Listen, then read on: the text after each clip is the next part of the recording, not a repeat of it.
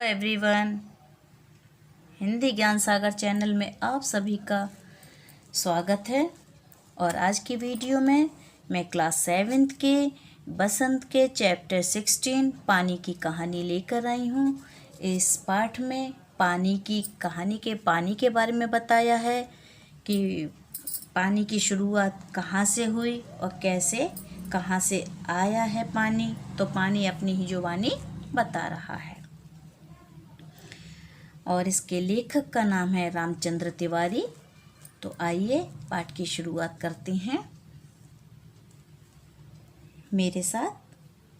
पानी की कहानी। मैं आगे ही बढ़ा था कि बेर की झाड़ी पर से मोती सी एक बूंद मेरे हाथ पर आ पड़ी। मेरे आश्चर्य का ठिकाना ना रहा जब मैंने देखा कि ओस की बूंद मेरी कलाई पर से सरक कर हथेली पर आ गई। आश्चर्य का ठिकाना ना रहा यानी हैरानी का अंत ना होना। बहुत हैरानी हुई है लेखक के लिए। और कलाई कहते हैं हाथ के अगले हिस्से को। तो लेखक कहते हैं कि किसी काम से जब वह रास्ते से जा रहे थे तो बेर की झाड़ी पर से मोती सी एक बूंद लेखक के हाथ पर आ गिरी। तो जब लेखक ने देखा कि ओस की बूंद उनकी कलाई पर आकर गिर गई है और कलाई से सरक कर हथेली पर आ गई है, तो ओस की इस बूंद को देखकर वो हैरान हो गए हैं कि कोई बूंद पेड़ पर से आकर उनके हाथ पर कैसे गिर सकती है। ये जानने के लिए उनकी जिज्ञासा जाग उठी, यानी जानने की इच्छा। मेरी दृष्टि पड़ते ही वह ठहर गई। थोड़ी देर में मुझे सितार के तारों की सी झनकार सुनाई देने लगी। मैंने सोचा कि कोई बजा रहा होगा। चारों ओर देखा, कोई नहीं। तो दृष्टि कहते हैं नजर के लिए।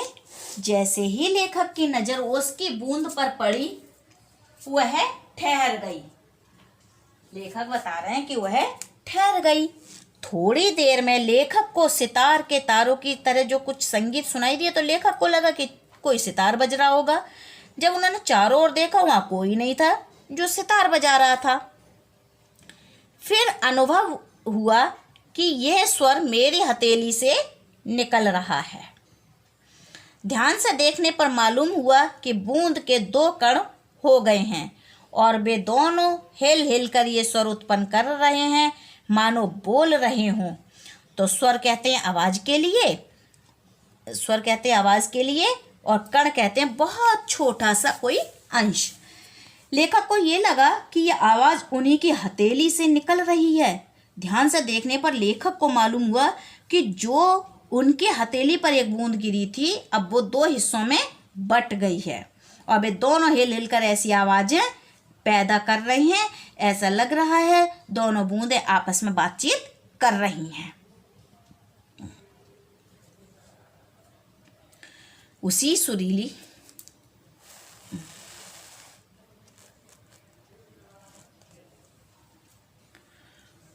सुरीली आवाज में मैंने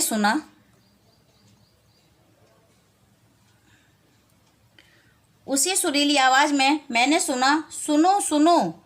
मैं चुप था। फिर आवाज आई, सुनो सुनो। अब मुझसे रहा ना गया। मेरे मुख से निकल गया, कहो कहो। सुरीली यानी बहुत मीठी आवाज और मुख यानी मुंह। तो लेखक को यह एहसास हुआ कि दोनों बूंदें बड़े ही मीठे स्वर में आपस में बातचीत कर रही हैं। उन्हें लग रहा था जैसे वो बूंदें उनसे कुछ कहना चाह रही हैं, क्योंकि उन्हें सुनो सुनो ऐसी आवाज आई। लेकिन लेखक ने कुछ नहीं कहा। जब दोबारा सुनाई आई है तो उन्होंने भी कहा, कहो कहो। ओस की बूंद मानो प्रसन्नता से हिली और बोली, मैं ओस हूँ। ओस तो आप जानते ही होंगे। रात कभी आप सुबह उठकर घूमें तो घास पर आप देखेंगे छोटी छोटी बूंदें सी आपको दिखाई देंगी पेड़ पौधों पर, वो ओस कहलाती है। ओस की बूंद मानो प्रसन्नता से हिली और बोली, मैं ओस हूँ, जानता हूँ। मैंने कहा, लोग मुझे पानी कहते हैं, जल भी मालूम है। मैं बेर के पेड़ से आई हूँ, तो मालूम कहते हैं जानने के लिए। तो लेखक ने जैसे ओस की बूंद से बात करने लगा, ओस की बूंद मानो खुशी से हिली और बोली क्या हुआ, एक ओस है। लेखक ने बताया कि हाँ मालूम है उन्हें कि ओस है। तो ओस आगे बता रही है कि उसके इस रूप को लोग पानी के नाम से भी जानते हैं और जल के नाम से भी। ये जानकारी ओस ने जब लेखक को दी तो लेखक ने कहा कि उन्हें ये पहले से पता है। जब ओस की बूंद अपने बारे में बताती है कि वह लेखक की हथेली पर बेर की पेड़ से आई है, तो आगे देखें क्या आता है। झूठी, मैंने कहा और सोचा बेर के पेड़ से क्या पानी का फव्वारा निकलता है।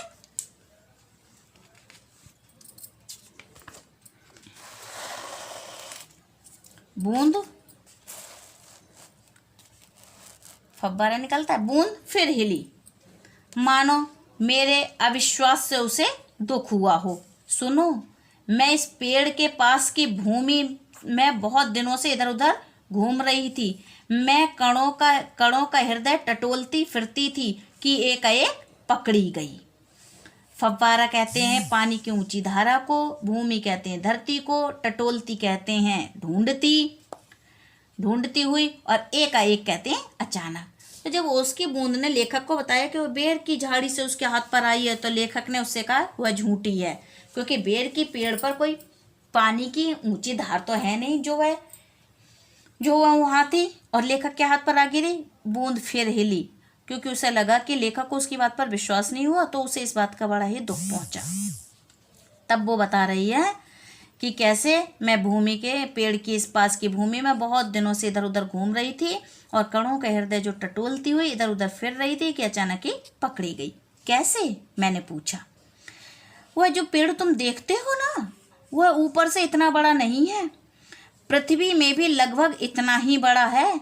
इसकी बड़ी जड़ें, छोटी जड़ें और जड़ों के रोए हैं। वे रोए बड़े निर्दयी होते हैं।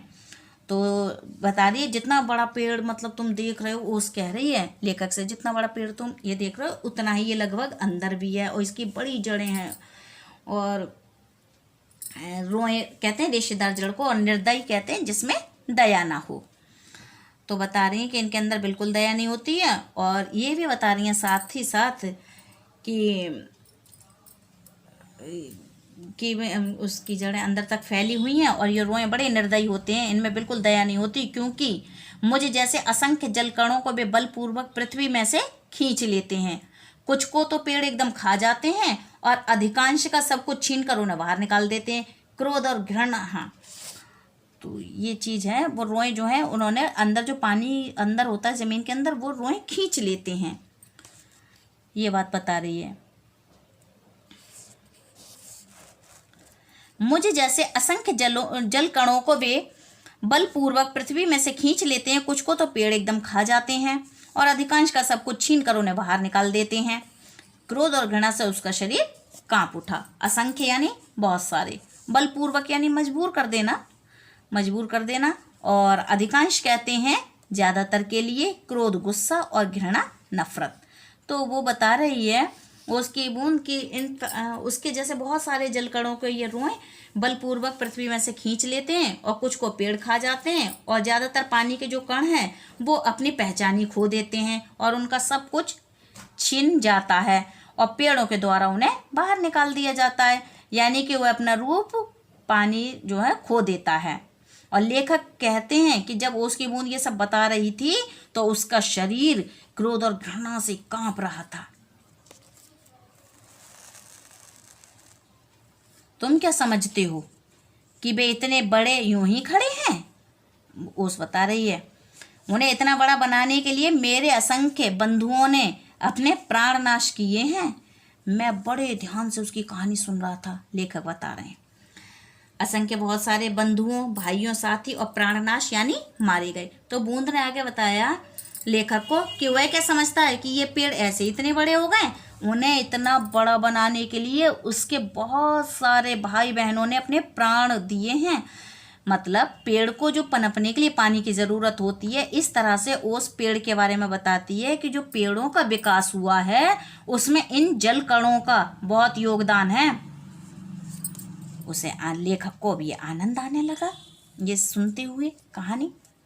हाँ, तो मैं भूमि के खनिजों को अपने शरीर में घुलाकर आनंद से फिर रही थी कि दुर्भाग्यवश एक रोए से मेरा शरीर छू गया। मैं कांपी, दूर भागने का प्रयास किया, परंतु वे पकड़कर छोड़ना नहीं जानते। मैं रोए में खींच ली गई। फिर क्या हुआ, मैंने पूछा। मेरी उत्सुकता बढ़ चली थी।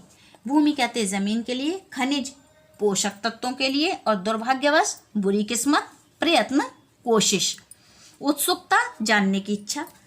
तो बूंद लेखक को बता रही है कि जमीन के जो पोषक तत्वों को अपने शरीर में घुलाकर मैं बड़ी खुशी खुशी इधर उधर घूम रही थी, लेकिन मेरी बदकिस्मती के एक दिन एक रोए से टकरा गई। उसे घबराहट हुई। उसने दूर भागने का प्रयास किया, परंतु वे रोए पकड़कर छोड़ना नहीं जानते और रोए ने मुझे खींच लिया। अब तो लेखक की जिज्ञासा बहुत बढ़ गई थी। आगे फिर वह पूछने के और आगे क्या हुआ उसके साथ। मैं एक कोठरी में बंद कर दी गई। थोड़ी देर बाद ऐसा जान पड़ा कि कोई मुझे पीछे से धक्का दे रहा है और कोई मानो हाथ पकड़कर आगे को खींच रहा हो। मेरा एक भाई भी वहां लाया गया। उसके लिए स्थान बनाने के लिए मुझे दबाया जा रहा था।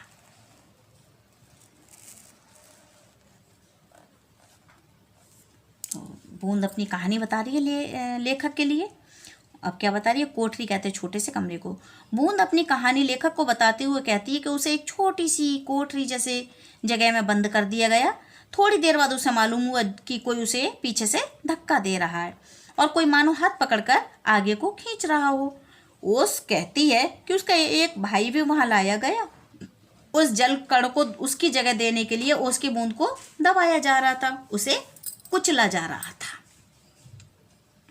कहने का मतलब है उसे कुचला जा रहा था। आगे एक और बूंद मेरा हाथ पकड़कर ऊपर खींच रही थी। मैं उन दोनों के बीच पिस चली और मैं लगभग 3 दिन तक ये सांसद भोगती रही। मैं पत्तों के नन्हे नन्हे छेदों से होकर जैसे तैसे जान बचाकर भागी। मैंने सोचा था कि पत्ते पर पहुंचते ही उड़ जाऊंगी।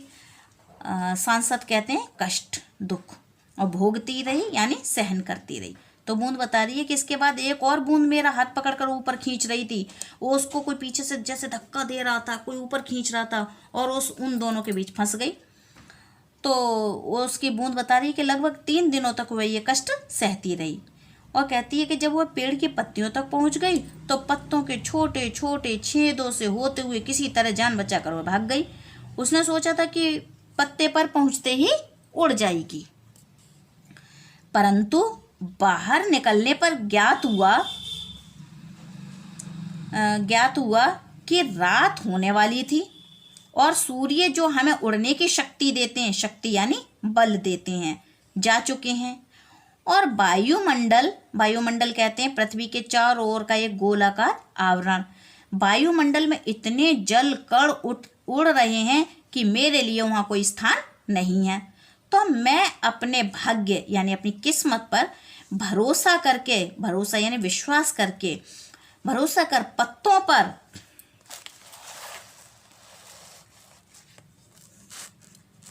पर ही सिकुड़ी पड़ी रही। तो बूंद आगे बता रही है कि जब वो अपनी जान बचाकर बाहर निकली तो उसे मालूम हुआ कि रात होने वाली थी और सूर्य भी अस्त हो चुका था, यानी सूर्य भी छिप चुका था। और उड़ने की शक्ति बूंद को तभी मिल पाती है जब सूर्य निकल आता है और उसकी ऊष्मा से यानी उसकी गर्मी से सूर्य की वह भाप बनकर उड़ती है। बूंद लेखक को बता रही है कि जिस समय वायुमंडल में इतने जल कण उड़ रहे थे कि मेरे लिए कोई जगह ही नहीं थी, तो वह अपने भाग्य पर भरोसा करके पत्तों पर ही सिमट कर सुबह के इंतजार में बेचारी पड़ी रही।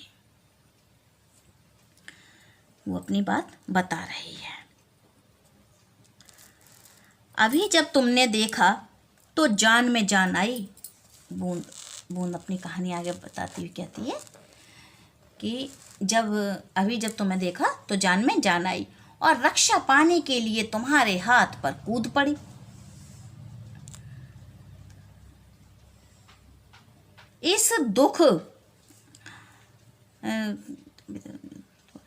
इस दुख तथा भावपूर्ण कहानी का मुझ पर बड़ा प्रभाव पड़ा। लेखक कह रहे हैं ये। मैंने कहा जब तक तुम मेरे पास हो कोई पत्ता तुम्हें ना छू सकेगा। जान आई यानी निश्चिंत होना, और कूद पड़ी यानी छलांग लगा देना। और भावपूर्ण कहते हैं असरदार, प्रभाव कहते हैं असर हुआ। तो ओस की बूंद जब लेखक को कह रही है कि जैसे उसने लेखक को देखा तो उसकी जान में जान आई, और अब वह निश्चित हो गई कि अब उसे कोई नुकसान नहीं पहुंचा सकता, तो अपनी रक्षा की खातिर वह लेखक के हाथ पर कूद पड़ी। जब लेखक ने ओस की बूंद की दुख भरी कहानी सुनी तो लेखक के मन पर इसका बड़ा ही गहरा प्रभाव पड़ा। लेखक उसे भरोसा देते हैं कि जब तक वह लेखक के पास है कोई उसे नुकसान नहीं पहुंचा सकता। तो बूंद क्या कहती है, भैया तुम्हें इसके लिए धन्यवाद है। मैं जब तक सूर्य ना निकले तभी तक रक्षा चाहती हूँ। उनका दर्शन करते ही मुझ में उड़ने की शक्ति आ जाएगी।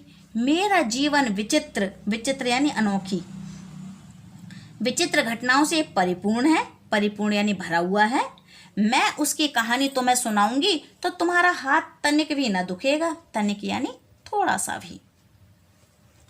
तो लेखक बूंद की रक्षा करने का जब भरोसा देते हैं तो बूंद ने लेखक का धन्यवाद दिया, और वह तो केवल तभी तक की रक्षा चाहती थी जब तक सूरज ना निकले, क्योंकि सूर्य का दर्शन करते उसमें उड़ने की शक्ति आ जाएगी और वह उड़ जाएगी। और वो लेखक को बता रही है कि उसका जीवन बड़ा ही विचित्र है, बड़ी अनोखी घटनाओं से भरा हुआ है, और उससे आश्वासन भी दे रही है कि तुम मेरी कहानी सुनोगे तो तुम्हें बिल्कुल भी मतलब कोई परेशानी नहीं होगी, तुम्हारे हाथ में कोई भी दर्द नहीं होगा। तो लेखक ने भी कहा कि अच्छा सुनाओ भाई, तो वो सुना रही है। अब क्या सुना रही है कहानी वो भी सुन लीजिए। बहुत दिन हुए मेरे पुरखे हद्रजन, हिंदी में हद्रजन और इंग्लिश में उसे हाइड्रोजन कहते हैं। हद्रजन, हाइड्रोजन और ओशजन यानी ऑक्सीजन नामक दो गैसें सूर्यमंडल में लपटों के रूप में विद्यमान थीं। विद्यमान यानी मौजूद थीं। सूर्यमंडल अपने निश्चित मार्ग पर चक्कर काट रहा था। वे दिन थे जब हमारे ब्रह्मांड में उथल पुथल मच रही थी। अनेक ग्रह उपग्रह बन रहे थे। तो ब्रह्मांड यानी सृष्टि और उथल पुथल कहते हैं हलचल के लिए। तो उसकी बूंद बता रही है कि लेखक को कि सृष्टि के निर्माण के समय जब ये दुनिया बनी, उसके निर्माण के समय की कहानी सुनाना शुरू कर रही है। और उसकी बूंद कह रही है उसके पूर्वज जहाँ से उसकी रचना हुई तो हाइड्रोजन और ऑक्सीजन नाम की दो गैसें सूर्य के घेरे में लपटों के रूप में मौजूद थीं। और कहने का मतलब है वह गैस के रूप में थी, और सूर्य मंडल अपने निश्चित मार्ग पर, जैसे कि सूर्य चक्कर काटता है, अपने निश्चित मार्ग पर चक्कर काट रहे थे। वे दिन थे जब ब्रह्मांड में यानी सृष्टि में बड़ी हलचल हो रही थी। बहुत कुछ निर्माण हो रहा था और बहुत कुछ नष्ट भी हो रहा था। कहने का मतलब है कि नए नए ग्रहों का निर्माण हो रहा था, अनेक ग्रह उपग्रह बन रहे थे, यानी सृष्टि में हलचल मची पड़ी थी। तो लेखक कहते हैं ठहरो, क्या तुम्हारे पुरखे अब सूर्यमंडल में नहीं हैं? उनके वंशज अपने भयावह लपटों से अब भी उनका मुख उज्जवल किए हुए हैं। हाँ, तो मेरे पुरखे बड़ी प्रसन्नता से सूर्य के धरातल पर नाचते रहते थे। वंशज कहते हैं वंशधर, भयावह कहते हैं भयानक, और सूर्य के धरातल कहते हैं, सूर्य के धरातल यानी सूर्य का तल, सूर्य की जमीन। तो क्या बता रहे हैं, लेखक ने प्रश्न किया उसकी बूंद से कि क्या उसके पूर्वज अब भी सूर्यमंडल में मौजूद नहीं है अब? तो उस बताती है कि जो उनके वंशधर हैं वे अपने भयानक लपटों से अभी भी उनके मुख को उज्ज्वलता प्रदान कर रहे हैं और चमक वैसी ही दे रहे हैं। और उसकी बूंद कह रही है कि उनके पुरखे बड़ी खुशी से प्रसन्नता से सूर्य के धरातल पर नाचते रहते हैं।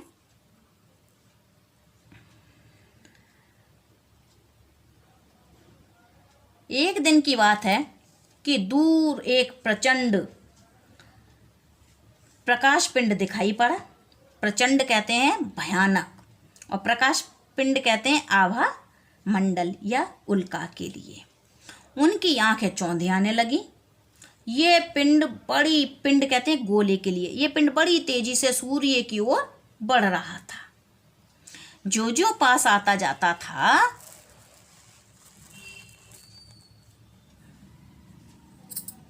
ज्यों ज्यों पास आता जाता था उसका आकार बढ़ता जाता था। ये सूर्य से लाखों गुना बड़ा था।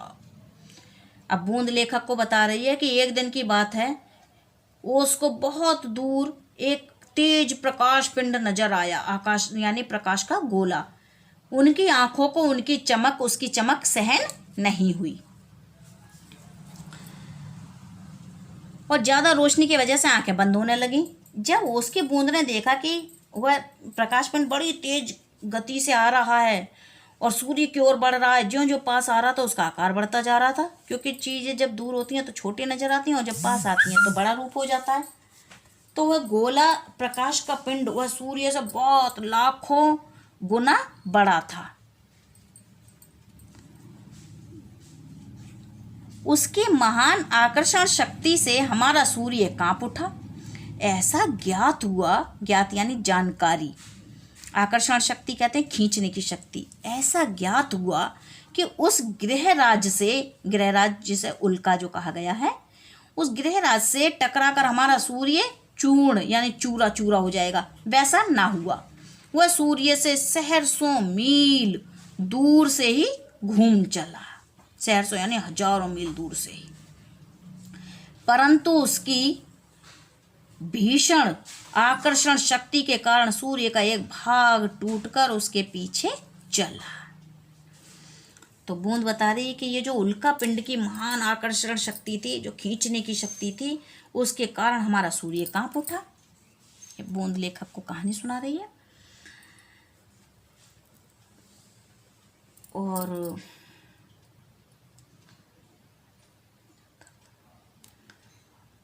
और जो उसके जो गृहराज था, वो जो उल्का पिंड है, तो जब उससे टकराकर ऐसा लग रहा था जैसे हमारा सूरज चूर चूर हो जाएगा, लेकिन ऐसा नहीं हुआ, क्योंकि उसने सूरज से हजारों मील दूरी से ही अपना रास्ता बदल दिया। लेकिन उसकी जो भीषण आकर्षण शक्ति थी, उससे सूर्य का एक भाग टूटकर उसके पीछे चल दिया। अब जो सूर्य का टूटा हुआ भाग था, इतना भारी खिंचाव संभाल न सका और वो कई टुकड़ों में टूट गया। तो उन्हीं में से एक टुकड़ा हमारी पृथ्वी है, वो बता रही है। पढ़ते हैं। सूर्य से टूटा हुआ भाग इतना भारी खिंचाव संभाल न सका और कई टुकड़ों में टूट गया। उन्हीं में से एक टुकड़ा हमारी पृथ्वी है। यह प्रारंभ में एक बड़ा आग का गोला थी ऐसा, परंतु उन लपटों में तुम पानी कैसे बनी? अब लेखक ने सवाल किया कि तुम पानी कैसे बनी? तो वो बता रही है कि बूंद की ये बात सुनकर लेखक ने जब प्रश्न किया कि वो लपटों के रूप में थी, आग के रूप में थी, तो वह पानी कैसे बनी? तो बता रही है कि मुझे पता नहीं। ये सही है कि हमारा ग्रह ठंडा होता गया और मुझे याद है कि अरबों वर्ष पहले में जब हाइड्रोजन और ऑक्सीजन की रासायनिक क्रिया के कारण यानी उत्पन्न हुई। ये आगे बताते हैं, चलिए। परंतु उन लपटों से तुम पानी कैसा बनी? मुझे ठीक पता नहीं। हाँ, ये सही है कि हमारा ग्रह ठंडा होता चला गया, हमारा ग्रह यानी पृथ्वी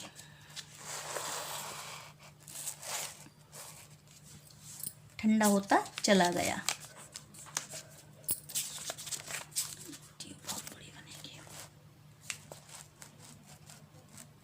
और मुझे याद है कि अरबों वर्ष पहले में हाइड्रोजन और ऑक्सीजन के रासायनिक क्रिया के कारण उत्पन्न हुई।